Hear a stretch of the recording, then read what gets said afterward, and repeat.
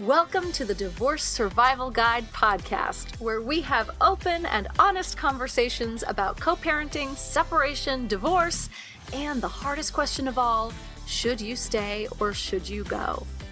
I'm Kate Anthony, your divorce survival guide, and I'm here to help you navigate some of the roughest waters you've ever swum in and answer some of your toughest questions. I've been to hell and back. And now it's my mission in life to help you get to the other side of this process with your sanity and your heart intact.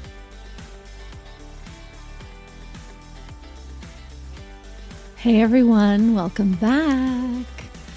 We are continuing on today with our conversation about women's financial empowerment. And my guest today is Amy Bradbury. And Amy is the CEO of Empowered Profit. It is a full-service bookkeeping and tax agency focused on working with female-led businesses. Along with her team, Empowered Profit supports their clients with understanding their numbers so they can use that data to make decisions in their businesses and their personal financial lives. And full disclosure, I think I say this in the episode, but I work with Amy. She is my accounting and bookkeeping guru. I love and adore her because she really approaches money so differently from most accountants and bookkeepers that I've ever worked with. So stay tuned for this really wonderful conversation about women and money and budgeting and organizing your money and all of that shit, all that important stuff. But before we get to that, I just want to remind you about my new offering, which is my focused strategy sessions. They are a 3 or 6 session coaching series designed to help you with critical decisions and focused strategies. So these sessions can help you develop a long-term divorce strategy.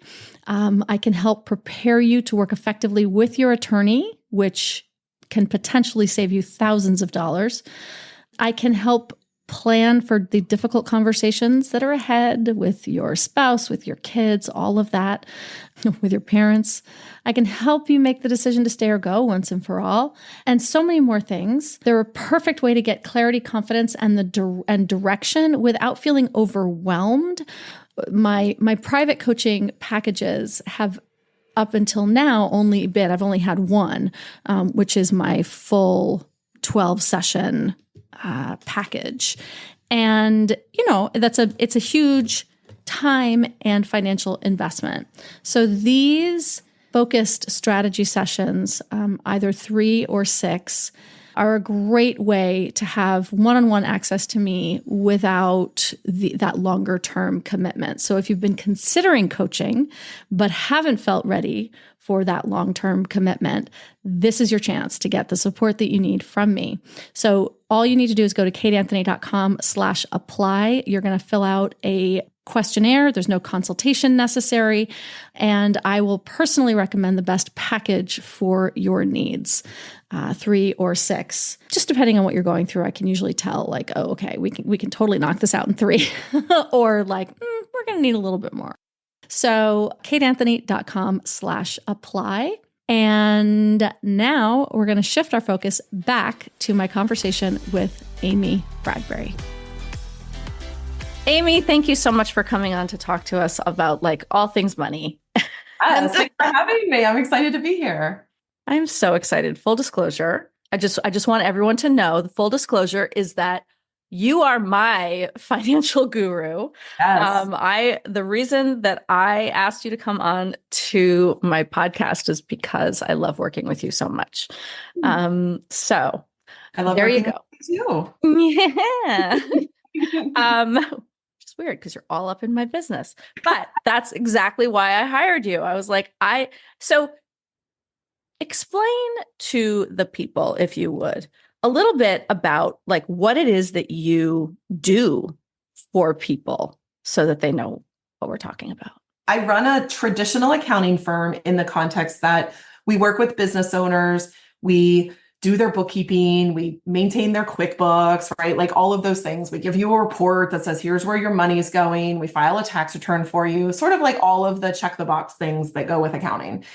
And where we are very different and where I really like working with my clients is more in the conversations that we have about money and the conversations that we have about how money impacts your life and what money means in your life and what good and bad does money mean to you and what good and bad emotions does money bring up for you. And those kinds of conversations, which are like not on a spreadsheet, not on a report, not part of the traditional male accounting conversation, right? Like before I started my business, I worked in a lot of accounting firms and most all of my bosses were men and most all of my bosses only cared about the spreadsheet numbers being correct. Did you send the reports to the client?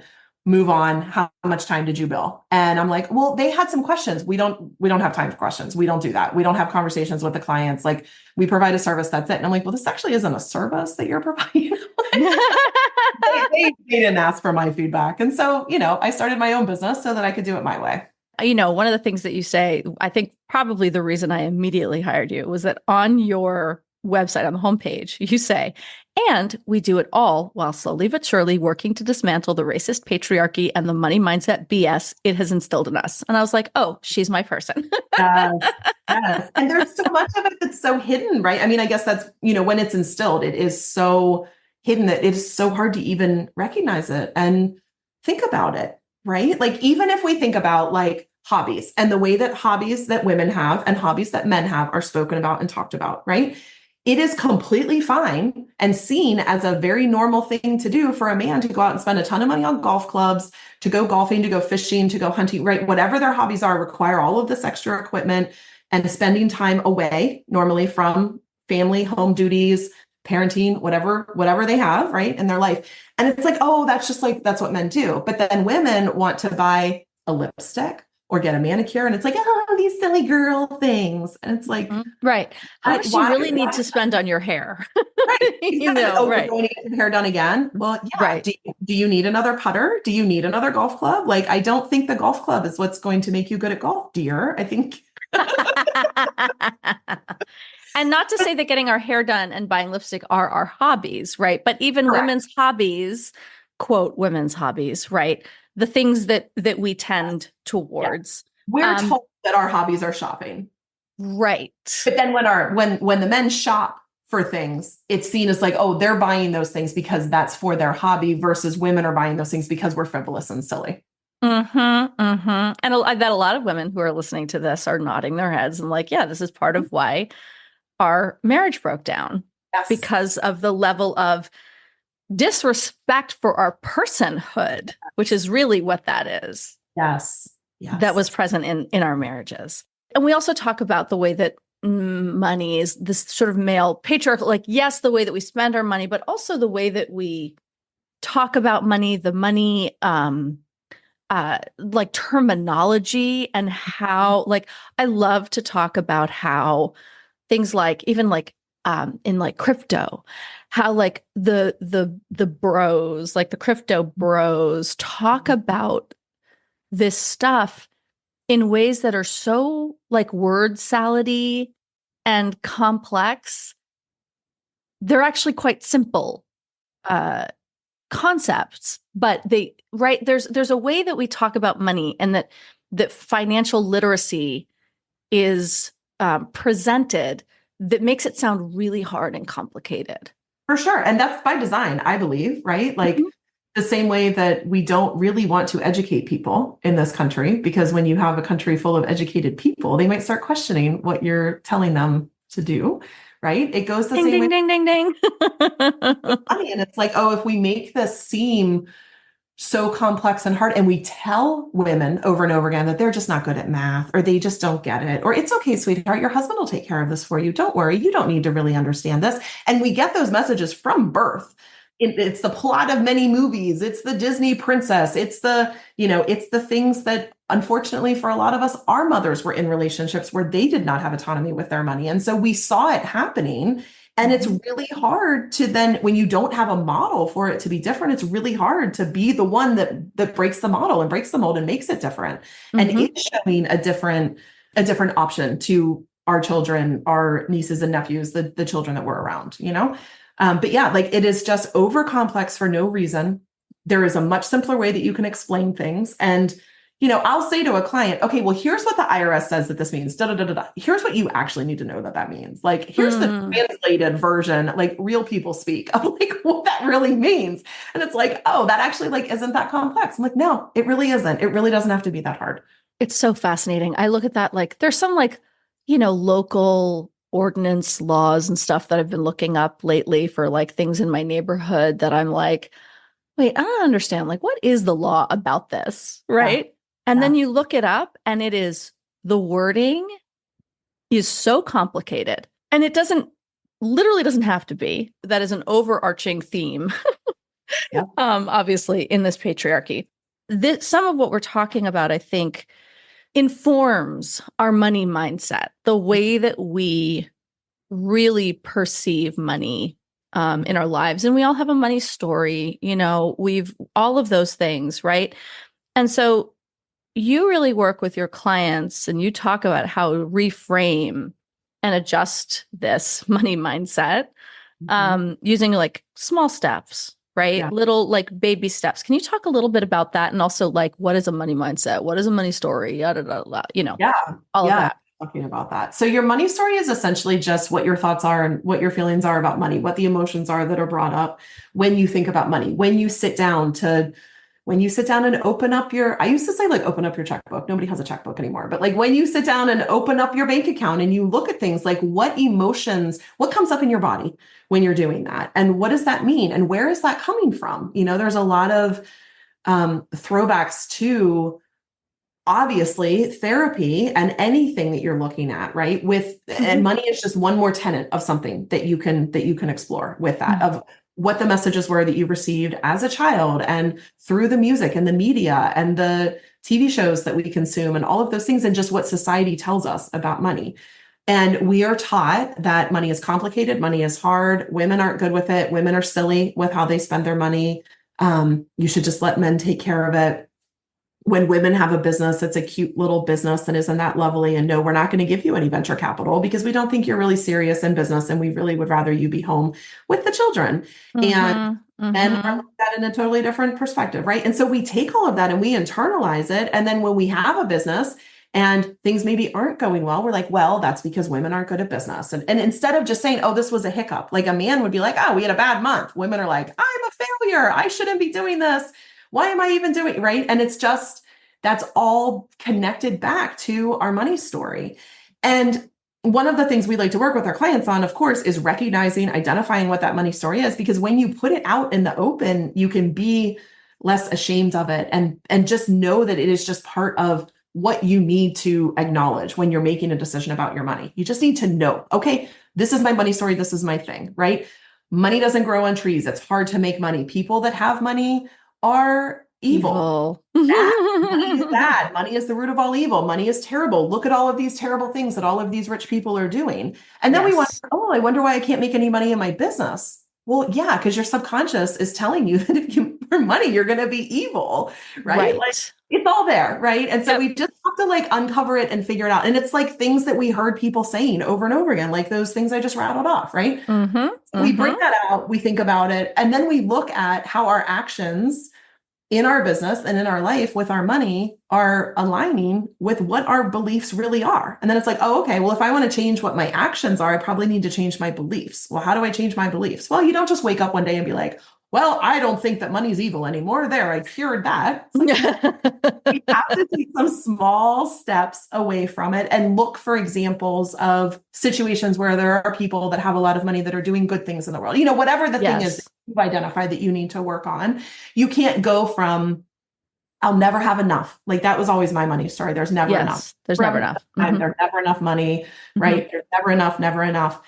And so no matter how much money I made, I was actually fulfilling the fact that there was never enough. I would spend all of the money that I made. All of the money. Yes, that's my belief was that there was never enough money. And so I was making that true. And then I'm like, oh, I actually don't want that to be true. Okay.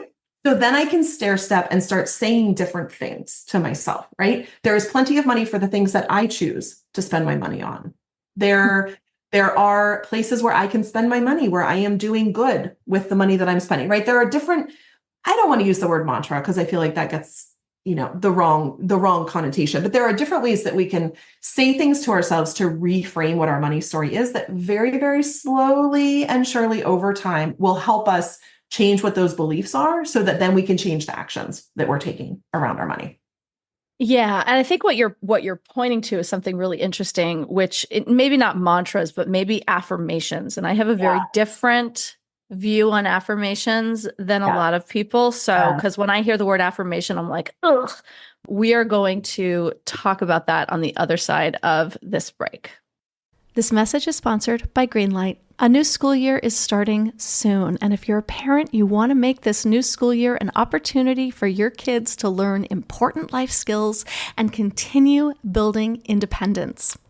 For that, I recommend Greenlight. Greenlight is a debit card and money app for families where kids learn how to save, invest, and spend wisely, and parents can keep an eye on kids' new money habits. Greenlight is the easy, convenient way for parents to raise financially smart kids and for families to navigate life together, even if living apart. We used Greenlight in my family for many, many years as my son was growing up, and it was really easy for us as divorced parents to add money to the parents' wallet ourselves and then give our son his allowance or add money as needed to his card. We were each able to add our bank account so that we were able to do this as a separated, divorced family as well. So sign up for Greenlight today and get your first month free when you go to greenlight.com/DSG. That's greenlight.com/DSG to try Greenlight for free. Greenlight.com/DSG. No one told us the truth about parenthood. Why? This is the podcast everyone needed before they had kids because now that those little ones are here, there is a lot to unpack. I'm Rachel Shepardota, and I am your host for the podcast No One Told Us, where we tell the truth about parenting and let you in on all the stuff you really should have known about before having kids. I am the founder of Hey Sleepy Baby, but this podcast is so much more than sleep. We'll be diving into all the topics that you really care about and need to know while you do your best job raising those adorable tiny humans. Our goal is to just make you feel less alone and less overwhelmed. There are so many things that no one tells us before becoming a parent, and I think that we should really pull back the curtain on becoming a first-time or second-time mom or dad to share the good, the bad, and the ugly. We'll have a little education, a little fun, and a whole lot of heart that goes into each and every episode. So join me and our amazing guests each week to hear us talk about what no one told us. Okay, so before the break, we started talking about like these mantras or affirmations, but really they're just like different ways that we can frame our mindset and thinking about money. And, the thing about affirmations to me is that like, I've got and I think you're the same, right? A finely tuned bullshit meter. My bullshit meter is finely tuned because I see inside people's bank accounts. And so I really can identify the bullshit. Ooh, noted. We have fired clients that are on Instagram talking about making certain amounts of money and doing certain things. And I've said, do you have another bank account I don't know about? Because you're on Instagram saying you're doing this thing. And like, I literally know the truth. Anyway. Wow. Ew. Yeah. Gross. Very gross. Gross. Ew. Yes.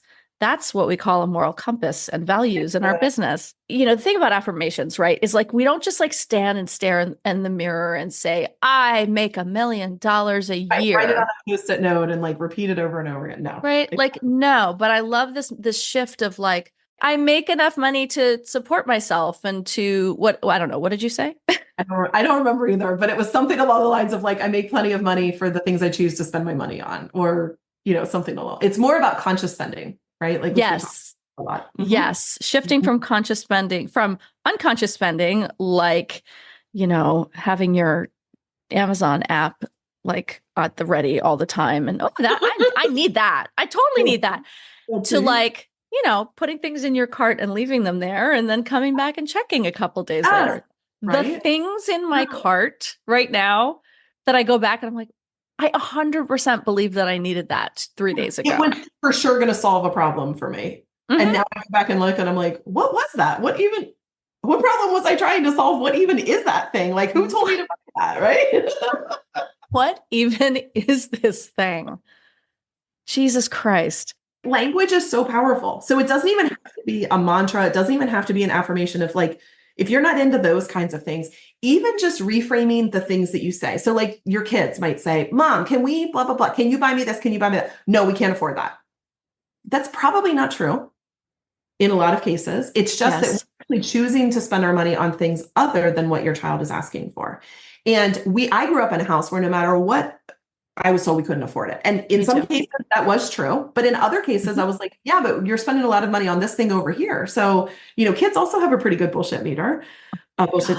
100%. And, so what we talk about in our house, and I try, I mean, I'm not perfect all the time, most of the time, but, not all the time, but what I try and talk about with my kids is, my daughter is constantly like, can I have this thing? Can I have this thing? This girl at school has this, I want this. And I go, okay, well, we can get that, but we're actually choosing to put our money into a savings account so that we can take that vacation that we've been talking about taking. So it's not that I'm telling her we can't afford that thing. It's that choosing to do different things with that money. And I don't want to buy you another XYZ thing, whatever it is, that again, she'll get it and not even remember why she wanted it. Right. But instead, it's like, how are we, like, what are the goals that we are setting for our money? And then how can we use language to reinforce what those goals are? And one of everybody's big goals seems to be travel. When I talk to clients, I'm like, what are the things you want to do? And they're like, I want to travel. And I'm like, great. Why aren't you traveling? Well, I don't have the money. You probably do. It's probably spent on things in your Amazon cart or subscriptions that you bought and paid for in the unconscious spending that happens. And sometimes that is shopping, but sometimes it comes in the form of, if you have a business, you're subscribed to 3 different softwares that actually do the same thing. And you didn't realize that you had all 3 of them, or you're in a level that's higher than what you're using, or you could pay for it annually and save 2 months. Like, it's not about a constrictive budget. I hate the word budget because to me, when you're living on a budget, it means that Dave Ramsey is waiting at every corner to jump out and knock the cup of coffee out of your hand and scream at you for buying another latte and tell you that's why you'll never be able to own a house, right? Like, that's what budget is for me. It's like, it's restrictive, it's shaming. It's usually used in the context of women and shopping and like, no more shoes, no more purses. I'm putting you on a budget, right? Like, right. Instead, I like to say, let's think about consciously spending. And I want this thing. And so I'm going to put it on the list of things I'm going to buy this month. And it doesn't matter what it is. It doesn't matter if it's another pair of shoes, another purse, a vehicle, groceries, whatever, right? Like, this is my plan of what I'm going to spend this month. And then I'm going to try and stick with that plan. Yeah, that's the hard part. Although, okay. So gosh, so many amazing things in there. First of all, I want to say, like, when I grew up, the I can't afford it conversation was 100% real. Like 100% real. Like, we actually couldn't afford it, or my mom couldn't afford it because she was a single mom raising me by herself in the 70s in New York City and 80s. When I was like, Mommy, I need a Benetton sweater, she was like, no. Did you want to have dinner? But that became so ingrained in me, And that's it. It's not that it wasn't true then. It was true then, but it may or may not be true now. Right. Well, and what that did for me was then have me be like, I am never going to have that conversation. Yes. I'm never going to say I can't afford something. I'm never going to say I can't afford something. And so everything I want, I buy. Yep. And that has gotten me into, probably over my lifetime, hundreds of thousands of dollars of debt. Sure. Right. Because there were times when, by the way, I literally couldn't fucking afford it. And then I would be like, I'm not going to restrict myself. I'm not doing that. But I was really conscious about having a different conversation with my son at the time, right? Because I didn't want to be my mom. Like, I can't afford it. We can't afford it. We can't afford it, because it was so scarring to me. But it was like, we can't afford that right now, right? I really don't have the money for that right now.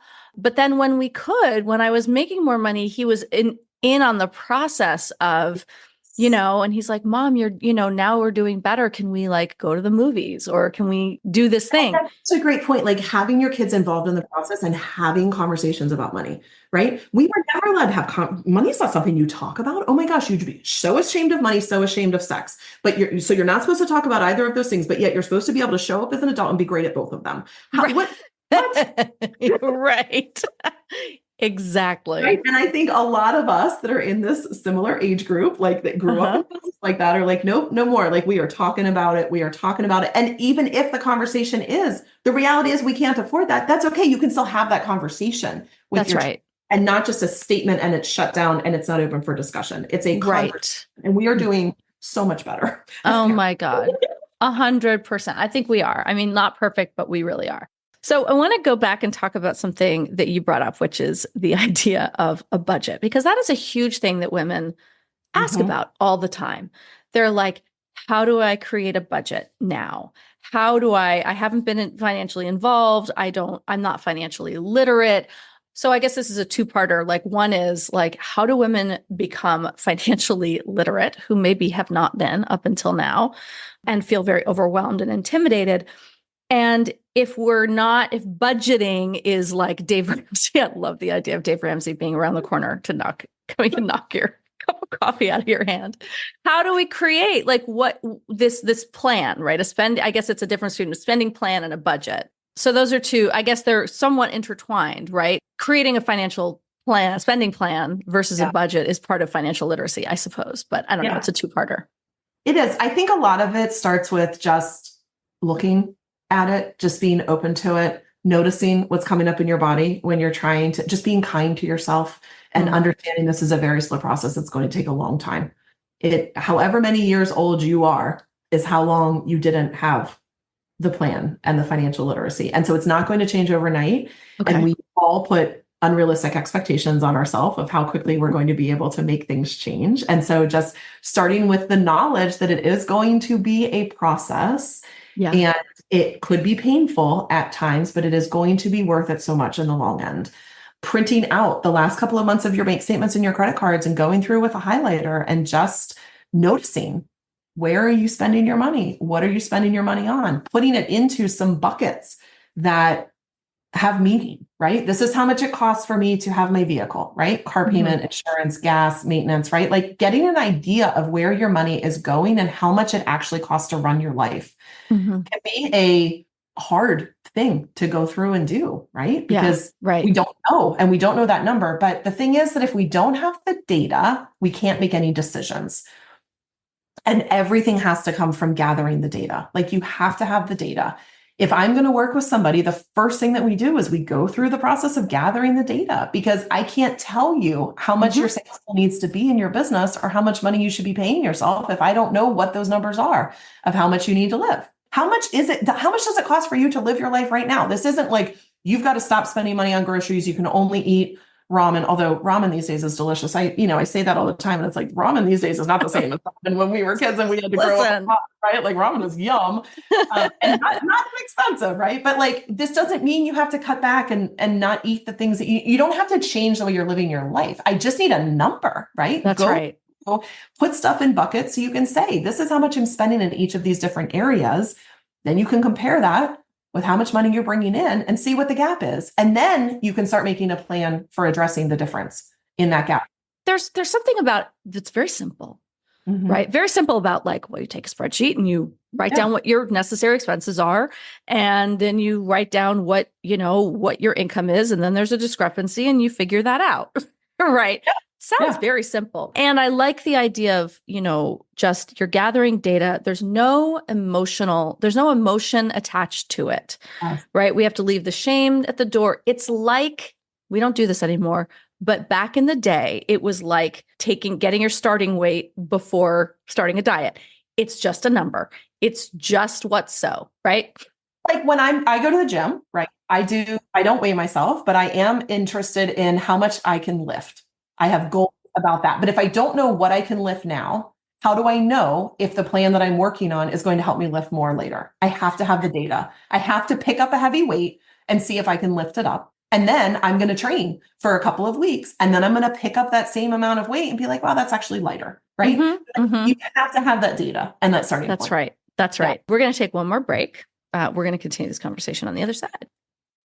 Hi there, I'm Andrea Owen, self-help author with 19 translations of my books, global keynote speaker, and life coach. My podcast, Make Some Noise, has been serving up self-help in a simple to digest way for the last decade.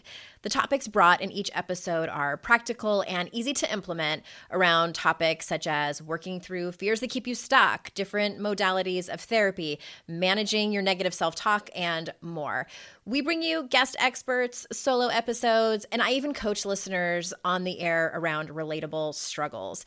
I also do my best to weave my sense of humor into some heavy topics because, let's face it, life can be pretty hard, and it's so much better when we can have some fun while walking through our challenges.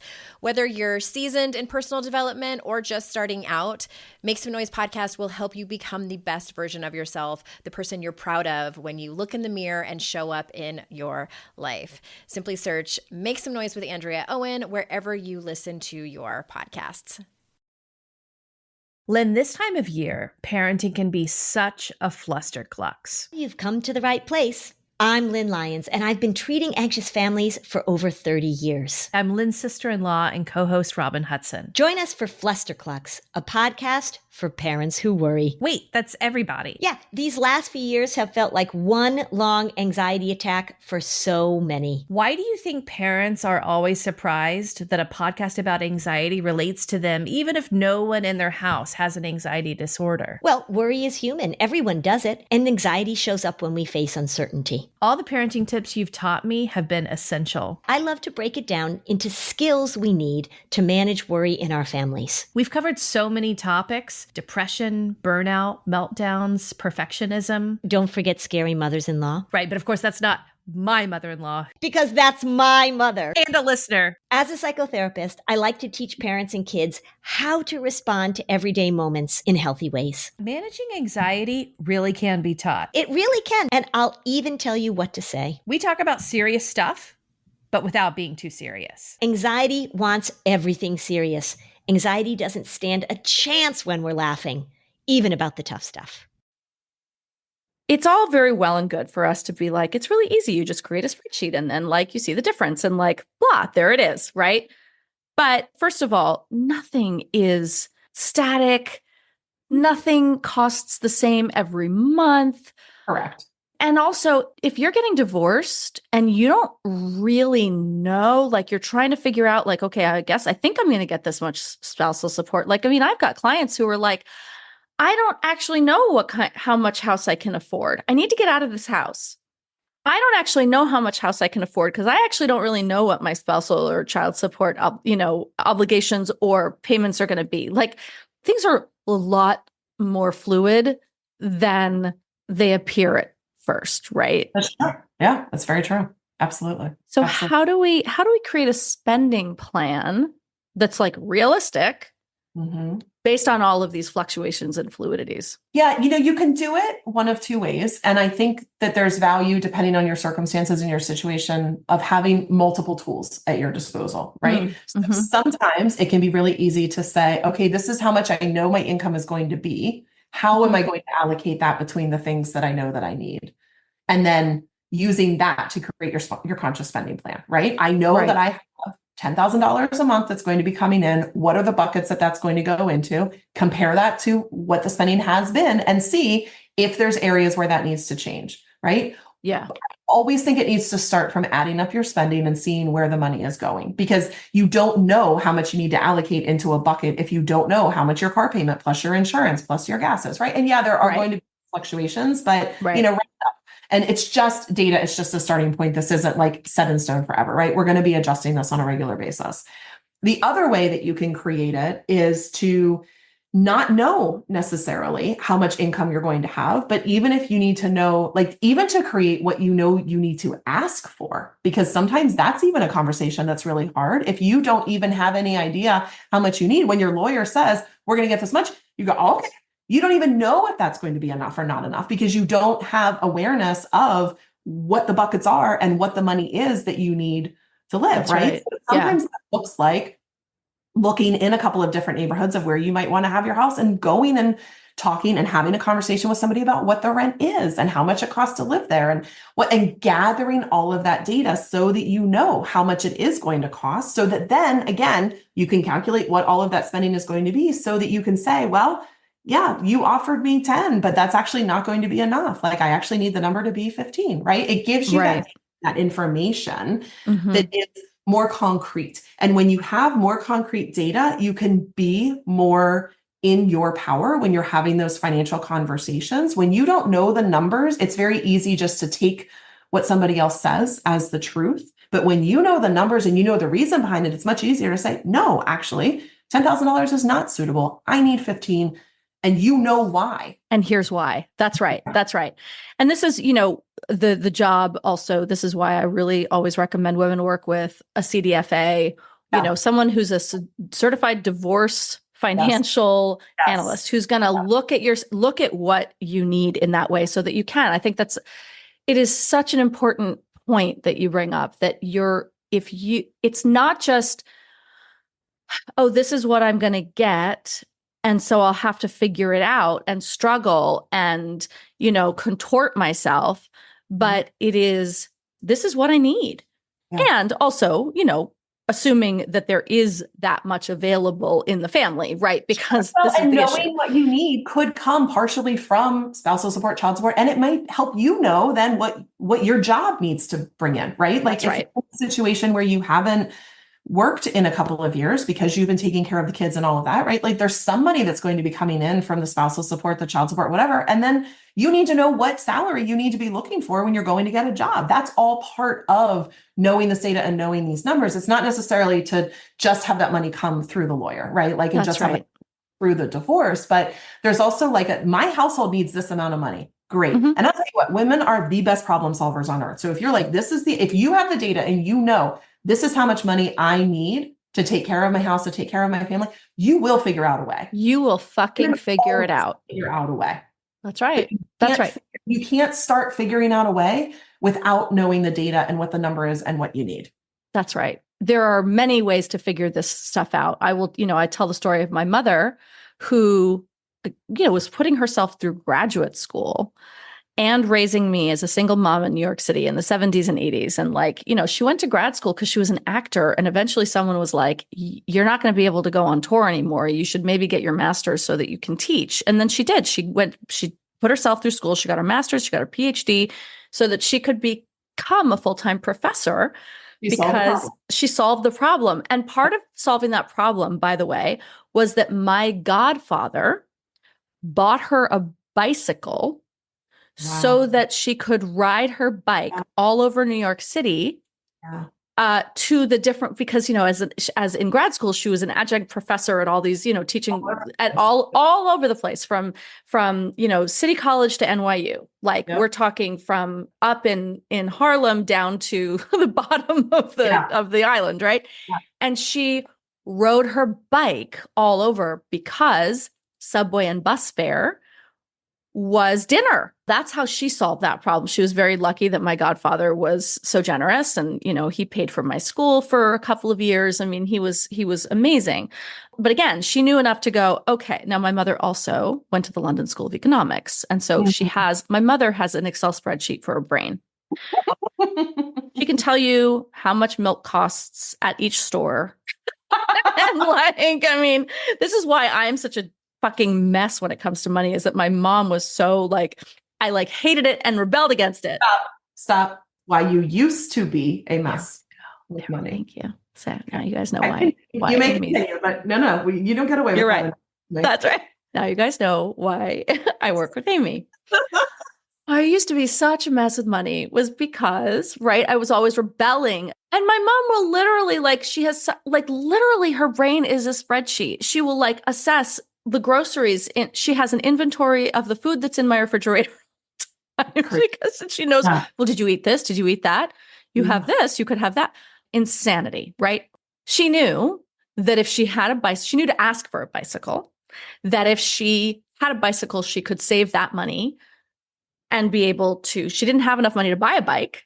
I'm telling you the story because I think that it's important to highlight that the problem solving can look like a lot of different things. Yes. But I love the idea that like, if you don't know the bottom line, if you don't know your numbers, Yeah. you don't know what problem there is to solve. Exactly. You're not allowed to. You're not allowed to ignore it anymore. You have to look at your numbers. You have to know what's happening. That is the first step of developing any kind of financial literacy. It's just, I mean, for some of my clients, it looks like opening the pile of mail that's been accumulating for months because they're afraid of what's in the envelopes. And this is a great exercise to do with a girlfriend, to do with somebody that is supportive. I do sessions with my clients where literally all we do is open the mail because they were afraid to open the mail. And they open the piece of mail and they hold it up to the Zoom screen. And I say, you can throw that one away. You need to send that one to me.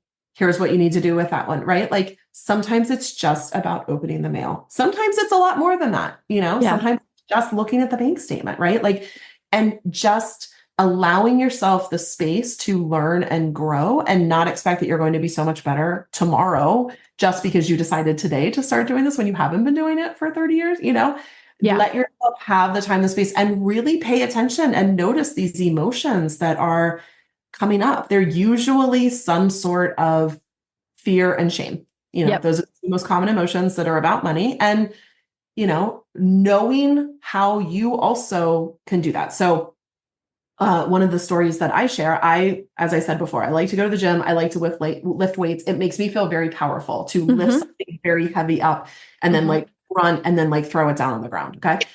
When I am finished with a workout is where I feel very powerful. That is when I actually do my work with my money because that's interesting. I have feelings that come up. When I don't do my work with my money is when I just had a fight with my kid because they wouldn't put their stupid shoes on to get out the door to go to school because we're late and That's not when I come home and work on my money. I don't want to bring that kind of energy into my money time. I very consciously decide when I'm feeling in the right frame of mind to look at my money. It's not I'm not going to do it at all. It's when is the best time for me to do this? And when am I in the best frame of mind? And when do I feel the best in my body, in my emotions, in my spirit, right? Like whatever that is. I feel very calm after I take my dog for a walk. If I know I've got to do something that is the opposite of calm, I'll go for an extra walk and then I'll come back and do that thing. Or I'll know I'm going to go for a walk after. Like it's all about being conscious and aware. I have been doing this money work for more of my life than I haven't been. Yeah. And I still have to go to the gym and lift weights sometimes to deal with some of the money stuff that I have to deal with. It never goes away. I think the idea is that like, once we get better at this, it goes away. And like acknowledging that it never actually goes away. There's a lot of power in that too. And just knowing that you are capable and strong and you can handle it. You just need some tools and you just need to get to know yourself. Our mutual friend, Barry Tessler, she has all of the, light the candle, get out the chocolate, our money rituals. I love that. Yep. Right. And so, but I love the idea of like, it doesn't have to be like calm and peaceful and mindful. And, it can also be like, I'm going to do this now. I can conquer anything. Wall and then right? I just pressed, whatever. And like, so damn straight, I can open this fucking pile of bills. Right. I love different that. Times call for different emotions, different people, like some people really need like the chill of the candle and the chocolate and the bubble bath and things like that. That's not me. That's not how I feel powerful, but it is. And that's why it's so important that you can't just follow this like blanket advice of financial professionals. Like you have to take that advice and customize it to yourself and really get to know yourself and notice what's happening inside your body and inside your brain when you're going through some of these activities and doing some of this work, and then test out some different things. It took me a long time to realize that I didn't actually want to light a candle and have a nibble of some chocolate before I did my money stuff. Like that works really great for some people. For me, it took me a long time to realize like, I actually really need to do that. Like after I lift something heavy, it was like, right. It took a long time of like experimenting and trying and testing and failing and solving the problem again. I love it. I love it. Okay, before we go, I want to ask you about logistics, tools. What are some good tools? Mint is now gone. Everyone said Mint. Mint is gone. YNAB, great tool, but broke my brain. Literally broke my brain. So like what are some tools that you recommend for people? And again, I know that this is going to be different, right? Because some people love YNAB and it saved their lives. And then for other people like me, it breaks your brain. So what are some of the options out there that, I don't know, that you recommend for people? This question is always kind of a loaded question for me because too often I think, I do this too, I know you do this too, Kate, but too often I think, oh, this app is actually going to solve my problem. So the problem isn't me. The problem is I just haven't found the right software yet. The problem isn't that I'm not doing the things I should be doing. Right. It's that I just don't, I need to put everything into Notion. Oh, I need to use Asana. Oh, I need to, right? Like there's so much of that out there of like, if I just watched one more YouTube video about how to be more efficient, like that's actually going to fix my problem. And it's like, no, actually, that's like probably not. So I actually don't even recommend any tools to folks. Of course, QuickBooks, right? Like you can use QuickBooks if you want, if you have a business, QuickBooks is great, yada, yada, whatever. Okay. I literally tell people to print paper out and do it pencil, paper, highlighter, old school. There is a lot of value in tactile touching when you are at the beginning of your learning journey. Yes. There is something so valuable about having that experience, holding that in your hand.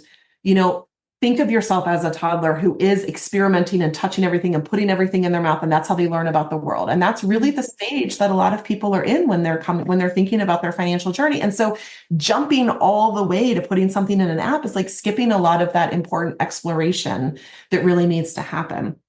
And you can get the same data from just printing out your bank statements, printing out your credit cards, making a list, doing an Excel spreadsheet if you want, using an old school calculator. Like it really doesn't have to be super complicated. And we make it more complicated than it needs to be because we are told that money is complicated and hard.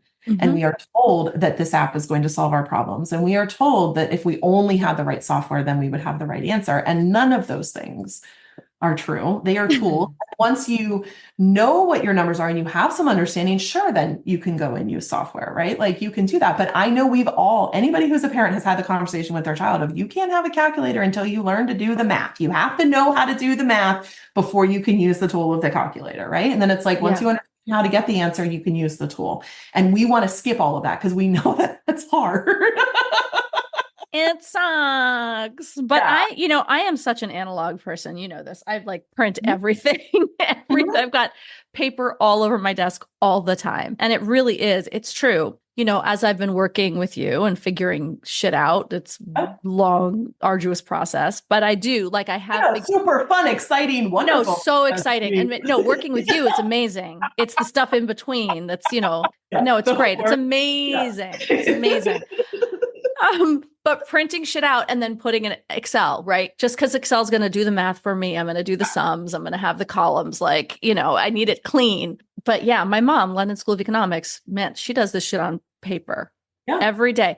She has a basket of receipts that she goes through at the end of every year. I feel like we have I do think technology has overcomplicated finances so tremendously, right? We used to go to the bank on Friday afternoons and deposit our checks and take out cash, and that was our money. Oh my God, with our little bank book.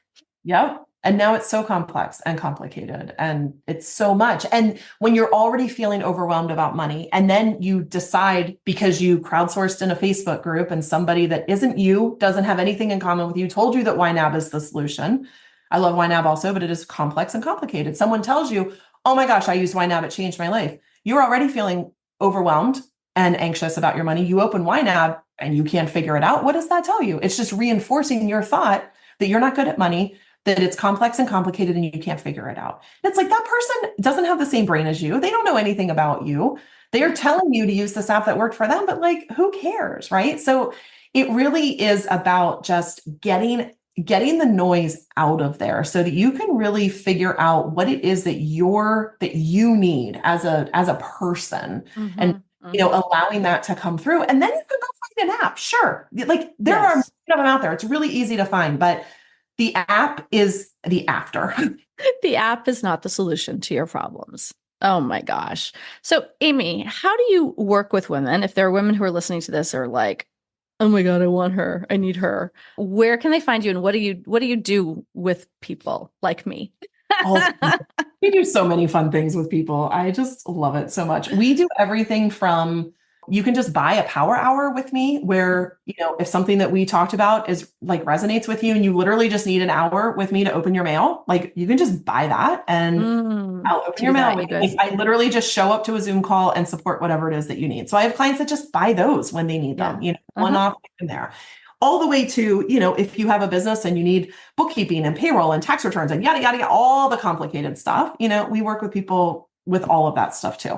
Yes. The best way to learn about all of our services is on our website at empoweredprofit.com. And there's a link. If you look on the website, like I think it says like book a call or work with us or something like that. There's a thing you can fill out and then it has a link to my calendar where you can book a call. It asks you some information. You can put the information in there. And then if there's something that I think would be more helpful than just having a sales conversation, I email people and I'm like, hey, we could actually just take care of this in a power hour. Like, here's the link to just buy that. And then we don't have to go through a whole sales conversation. Like, we don't have to do that. We can shortcut some of it. So, right.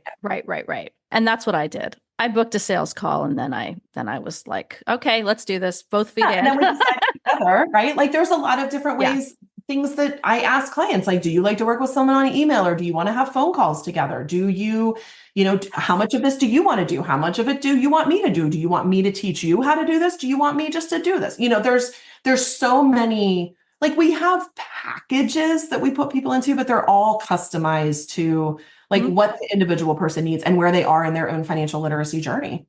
Yeah. And that was the thing that sold me the most on you was like, oh, you're going to listen to me. Yeah. We just meet you where you are. Yeah.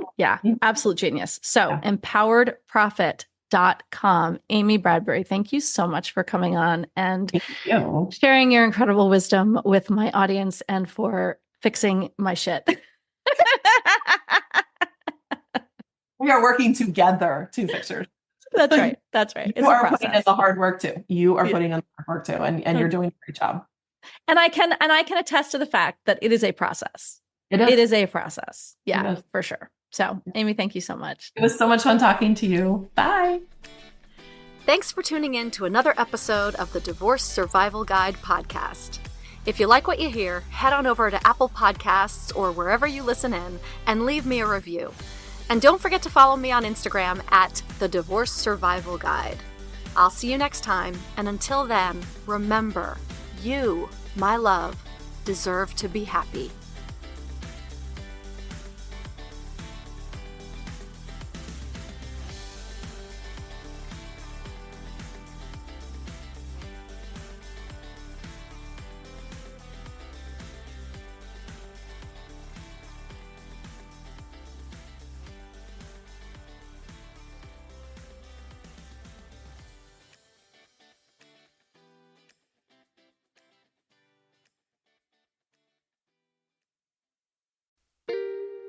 Are you a parent in need of a laugh and a little escape? Look no further. Parenting is a Joke is the podcast you've been waiting for. Hey, I'm Ophira Eisenberg. I'm a stand-up comic and parent. And each week I chat with one of my top comedian pals who, just like you, are juggling careers, busy lives and schedules, and raising a family. You can expect candid stories, hilarious mishaps that happen on stage and at home, and just a lot of laughs. There's no expert advice here. Well, actually, sometimes a good idea does sneak its way in, but mostly just pure, relatable fun to remind you that we're all in this parenting adventure together. New episodes of Parenting is a Joke drop every Tuesday, so tune in, get ready to laugh, unwind, and maybe even feel a little bit better about your own parenting. Because sometimes that's exactly what your therapist, pediatrician, and bartender ordered. Subscribe now on your favorite podcast platform.